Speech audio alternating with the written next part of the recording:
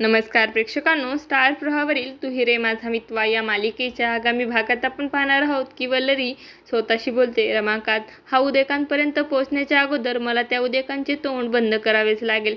त्यानंतर आपण पाहतो ईश्वरी ही अर्णवला बोलते, अर्णव सर, सौदामिनी देशमुखाकडे आपल्या कंपनीचे 60% शेअर आहे, मग ती आपल्या कंपनीचे नाव का बदनाम करत आहे? तेव्हा अर्णव बोलतो, तिला कंपनीच्या नावाशी आणि पैशाची काही देणं घेणं नाही, तिला फक्त माझी बदनामी करायची आहे. त्यानंतर आपण पाहतो अर्णव आणि ईश्वरी ही सौदामिनी देशमुखाकडे गेलेले असतात आणि सौदामिनी ही अर्णवला बोलते, तुम्ही आता वेळ वाया घालू नका, तुमच्याकडे वेळ खूप कमी आहे, तुमची कंपनी बर्बाद होणार आहे, तुमचं काउंटडाऊन सुरू झालं आहे.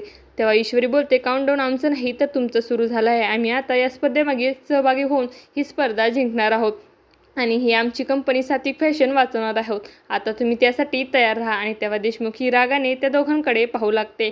आता येणाऱ्या भागामध्ये ईश्वरी आणि अर्णव कशा प्रकारे आपली सात्विक फॅशनची कंपनी वाचवणार हे पाहणं अतिशय रोचक ठरणार आहे. तुम्हाला जर आपला व्हिडिओ आवडला असेल तर चॅनलला लाईक, शेअर आणि सबस्क्राईब करायला विसरू नका. धन्यवाद.